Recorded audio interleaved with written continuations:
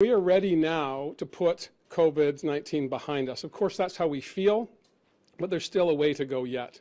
3 weeks ago, we announced the map to getting us back to a place where we could be together. Our plan was based on not just dates, but also on data.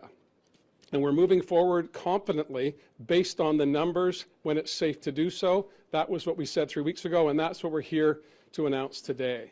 Dr. Bonnie Henry's modeling shows that we're on the right path. Case counts are declining, hospitalizations are stabilizing, and vaccines are climbing at a positive rate. What we need to do now is take the next careful steps forward. Tomorrow, we will begin step 2 of our restart plan. This means we're going to be seeing more people that we care about, visiting more places that we want to go and see, and we'll be safely celebrating the major milestones that we've missed over the past 15 months. Step 2 ends the current travel restrictions in British Columbia. However, we are advising against non-essential travel from out of province. We want that to remain in place as we watch what other provinces across the country do as they start their restart plans as well. Step 2 means being able to host a birthday party with up to 50 people in your backyard or in a public outdoor space. It means that it will be safe to go to a movie with some friends. Or more importantly, we'll be able to do what we haven't been able to do for the past year, and that is watch our local sports teams in action, and that I'm very much looking forward to. Several fundamental layers of protection will remain in place through Step 2. You're still going to have to wear a mask in indoor public spaces, and current safety measures and protocols for businesses will remain in place until we move to Phase 3. Personal gatherings inside your home should still remain small for now, and we need to make sure we stick to 1 household or 5 people. Now, we've come a long way together over the past 15 months.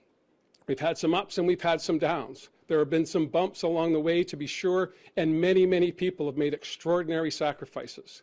But I want to be clear. We want to put the pandemic behind us, but we want to make sure we take those tentative steps in a way that brings everybody along. British Columbians are anxious to put COVID behind us, but there are still people that are anxious about reopening. They're concerned about the impact of too fast a return to normal and how that might affect their family, their business, or their community.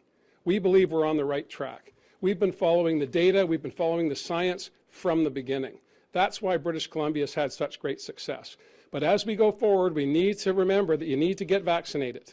We need to remember that we have to follow public health orders until it's safe to put them behind us.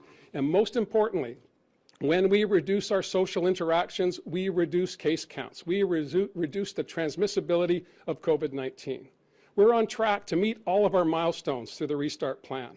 I know many people are excited about that, and I understand those that are anxious. But together, we can get to a place where British Columbia can lead the country in economic revival, can continue to be a place where we don't just flick a switch, but we slowly turn the dial back to a normal place for all of us to be as the summer progresses.